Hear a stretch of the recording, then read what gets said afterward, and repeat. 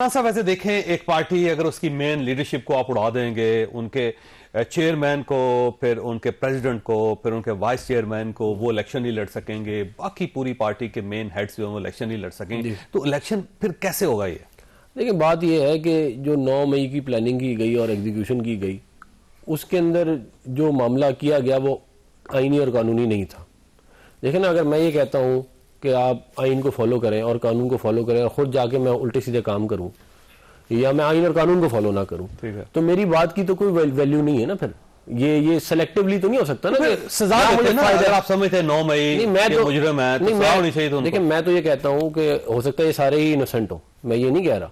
ये तो अब मामला कोर्ट में चलेगा, केसेस चलेंगे, उनके फैसले आएंगे, उसके बाद पता चलेगा ना। सर, आपकी गवर्नमेंट थी, वो फैसला नहीं कर सकी, ये निगरान हुकूमत है, ये कोई नहीं कर सकी, अदलिया जो वो फैसला नहीं कर पा रही अब तक, तो कैसे? फिर तो अभी तो इनोसेंट ही ना। देखिए, नहीं, वो तो बिल्कुल you are innocent until proven guilty. लेकिन बात यह है कि एक मामला हुआ, हमने खुद देखा ना। ये तो आप ये तो नहीं कह सकते कि 9 मई में कुछ हुआ ही नहीं, जीएचक्यू पे हमला नहीं हुआ या लाहौर में वो जिन्ना हाउस पे हमला नहीं हुआ। वो कहते हैं कि हम कराने की, वो कहते हैं जी कोई और। देखें चौधरी साहब, उसकी वीडियोस तो मौजूद है ना, मतलब आप बिल्कुल उसको डिनाई नहीं कर सकते।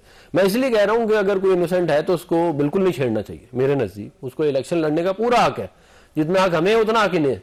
लेकिन अगर आपने एक गैर कानूनी काम किया है, जिन लोगों ने किया है, जिन्होंने उसकी प्लानिंग की है, उसकी एग्जीक्यूशन की है, अगर आप उनको छोड़ देंगे कल को, फिर वो ये करेंगे। अब जरा कैबिनेट कमेटी बन गई है 5 रुकनी, तो फैसला कर लेगी, वो फैसला हो जाएगा कि हमारा तो इसमें नहीं है ना। आप हमें इसके अंदर, हम ना वफाक में हुकूमत में, ना सूबों में हुकूमत में, ना हमारी कोई और एग्जीक्यूटिव अथॉरिटी हमारे पास इस वक्त। तो इलेक्शन कमीशन है या इमरान खान साहब को इलेक्शन लड़ना चाहिए या नहीं? देखिए, अगर कानूनी तौर पर उनका मामला सही है तो उन्हें लड़ना चाहिए। ठीक है। मैं आपको वैसे एक बात बता दूं कि हमारे साथ इन्होंने क्या किया, ताकि थोड़ा कॉन्टेक्स्ट आपको समझ में आ जाए। मेरे कागजात रिजेक्ट हुए थे, मेरे पे इन्होंने एक झूठा केस डाल दिया एफबीआर का, और वो फिर मैंने ट्रिब्यूनल में गया और मैंने इस्लामाबाद हाई कोर्ट गया, मुझे दोनों जगहों से स्टे मिला। फिर मैं स्टे लेके उधर गया और my father was on his death bed at that time, जब इन्होंने मेरे साथ ये किया। तो और वो उसके बाद फिर मैं सेंटर बन गया, फिर मैंने वो पूरा केस चला, उसको मैंने भुगताया, फिर मैंने वो केस जीता। मैं ये बताना ये चाह रहा हूँ आपको। तो हमारे साथ ये एक दफा मैं आपको बता रहा हूँ, इससे पहले भी बहुत दफा हो चुका है। अब अगर आपके साथ हुआ है तो जरूरी नहीं खान साहब मैं तो ये कह रहा हूँ, मैंने तो कुछ किया ही नहीं ना, मेरे साथ तो फिर हो गया। ठीक है।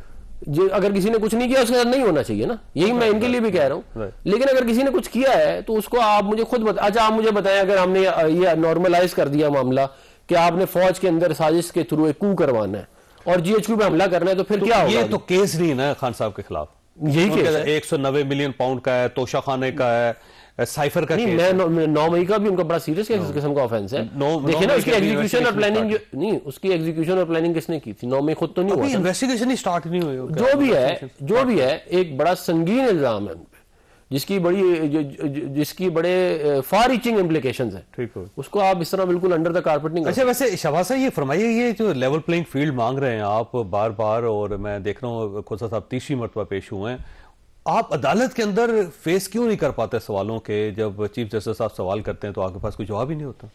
वो इतना लंबा सवाल करते हैं कि मेरा ख्याल है कि वो किसी और को मौका ही नहीं देते कोई जवाब दे सके।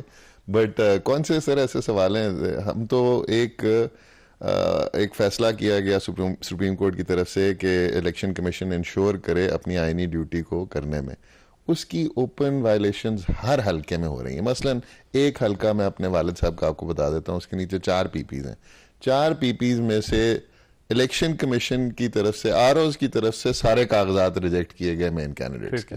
उसके बाद वो हाई कोर्ट में गए, वो अब जाकर कुछ के अपील्स में एक्सेप्ट हुए हैं, कुछ के अभी भी उड़े हुए हैं। अब उनमें रिटों में जाना पड़ेगा। आधा इलेक्शन तो 30 दिनों का इलेक्शन रह गया, आधा इलेक्शन तो वो बेचारे अभी तक उनकी टिकट ही कंफर्म नहीं है। अब देखिए, इलेक्शन कमीशन ने जवाब दिया हुआ था, तो आपको चाहिए था कि आप उसको पढ़ लेते। पढ़ने के बजाय आपने वो पुराने इल्जाम दोहरा दिए, तो फिर तो ज़ाहिर मसला तो बनेगा। सर, वो जवाब जो इलेक्शन कमीशन का दिया हुआ था, क्या वो उसका रियलिटी से कोई ताल्लुक है? सर, वो पढ़ेंगे तो पता चलेगा ना सर। सर, सब अगर आप पढ़ेंगे नहीं तो कैसे पता चलेगा? बिल्कुल ठीक कह रहे हैं आप, मगर सब कुछ पढ़ने के बावजूद भी अगर एक इदारा लिख ही गलत रहा है। नहीं, आपने पढ़ा है उसको? जी बिल्कुल पढ़ा। लेकिन वहां पे क्लेम नहीं किया खोसा साहब ने।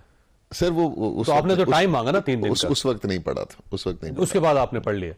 तो अब जब नेक्स्ट हेयरिंग होगी उसमें आप मुकम्मल तैयारी के साथ जाएंगे इंशाल्लाह जी, बिल्कुल। वैसे 700 सफ़ात आपने चंद घंटे में पढ़ लिए, चंद घंटे सर में वो 3-4 उसके हम रोज के इतने सवाल पढ़ने पड़ते हैं सर। आजकल आपको पता है अदालतों में बचपन से जा रहे हैं, सुबह से लेकर रात तक यही काम कर रहे हैं आज। और आपने तहरीरी जवाब देना 3 दिन बाद, ये बस कुछ ऐसा ये सवाए इसके अलावा बाकी सब केसेस में भी देना है। ऐसा ही। अच्छा, वैसे अफनान साहब, ये जो आप लेवल प्लेइंग फील्ड जब वो मुतालबा कर रहे हैं, तो मेरा ख्याल है आप सियासी जमातें आपके साथ बड़ी मरतबा ज्यादती हुई, एक बार नहीं हुई, तो एक दूसरी पॉलिटिकल पार्टी जो आपकी एक कुलीग पॉलिटिकल पार्टी है उसको सपोर्ट करना चाहिए आपको इस मुश्किल। देखिए, अगर ये चार्टर ऑफ डेमोक्रेसी के ऊपर सिग्नेटरी हो जाए और अब 2018 वाले मामले पे जो है वो अपोलोजाइज कर ले तो मैं इनको सपोर्ट करूंगा। लेकिन अगर हम इस तरह करेंगे ना तो पता क्या होगा, ये कहेंगे कि हमने पहले ठीक किया, और इनके लोग कहते हैं कि हमने 2018 से पहले बिल्कुल ठीक किया है PMLN के साथ, तो भाई फिर अगर आपने वो ठीक किया तो फिर आप ये भी आपके साथ ठीक ही हो रहा है। नहीं, ये तो जाती है। नहीं, मैं ये नहीं कह रहा, मैं ये कह रहा हूं अगर वो ठीक था तो फिर ये गलत कैसे हो सकता है। देखिए ना, अगर आपके मुखालिफ के साथ बुरा हो रहा है और आप कह रहे हैं ठीक अच्छा, है। वैसे 2018 में इमरान खान की गवर्नमेंट नहीं थी, इमरान खान साहब इस मलबे के हमारी भी गवर्नमेंट कहाँ है? हमारी गवर्नमेंट तो नहीं। 2017 में 18 में आपकी थी शायद, अभी तो हमारी नहीं है ना। उसकी उस वक्त जब आपके साथ बुरा हो रहा था, उस वक्त तो आपकी अपनी गवर्नमेंट थी जब बुरा हो रहा। नहीं, वो तो केयर टेकर आ गई थी ना, ज्यादा बुराई जो है वो केयर टेकर में हुई थी हमारे साथ। नहीं, आप जब गवर्नमेंट में 2018 में शायद का खान अब्बासी साहब के दौर में ही फैसला हो गया था। नहीं, वो फैसले जिसने भी किए, लेकिन एग्जीक्यूशन जो है वो केयर टेकर में हुई थी, हमें उसके अलावा किसी ने कुछ नहीं कहा। बल्कि केयर टेकर के भी बहुत सारे ज्यादातर मामला जो है वो इमरान खान के PTI के दौर में हुए थे।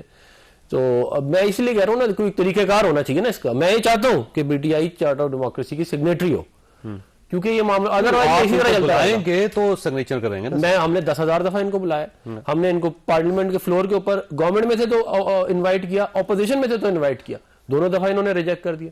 तो भाई फिर अगर आपने देखे, बात यह है कि PTI को ये फैसला करना है, बिलखुसूस इमरान खान को, कि उन्होंने सियासत सिर्फ इस्टेब्लिशमेंट की मामला सेट करके करनी है या मुल्क के अवाम के लोगों के। वैसे ये फैसला भी आपने भी करना। नहीं, हम कर चुके हैं, हम अवाम के वोट से आएंगे इंशाल्लाह, हमें कुछ नहीं और चाहिए। हमने नहीं कहा कि वैसे ये नहीं मान रहे कि आप आवाम के वोट से आ रहे हैं। नहीं, हम तो इलेक्शन होगा तो पता चलेगा ना, वो तो जिस दिन इलेक्शन होगा। हमने देखे, मैं आपको बताऊं, मैंने 2018 का इलेक्शन लड़ा है, मेरे पे बंदूक निकाल ली थी अफसर ने, हमारे लोगों को, पोलिंग एजेंटों को निकाल के बाहर फेंका था, सुबह, शाम को नहीं, सुबह ही फेंक दिया था उठा के।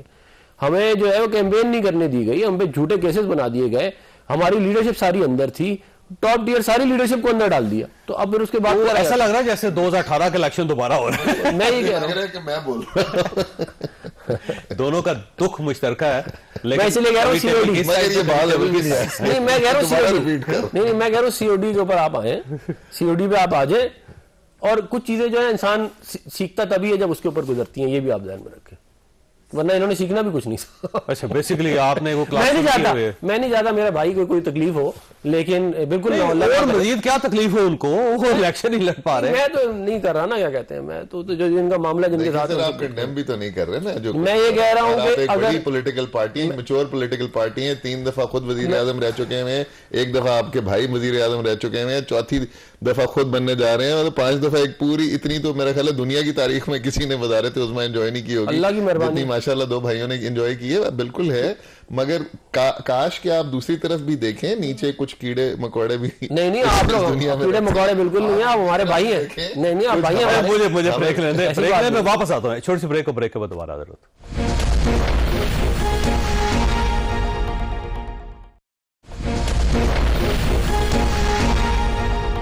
प्रोग्राम में दोबारा खुशामदीद। खुद साहब, वैसे ये पाकिस्तान तहरीक इंसाफ का इल्जाम ये है कि ये एस्टैब्लिशमेंट की मदद से आ रहे हैं, और इनका ये कहना है कि हम अवाम के वोट से आ रहे हैं, तो रियलिटी क्या है? वैसे रियलिटी सर ये अवाम बताएगी इंशाल्लाह 8 फरवरी को।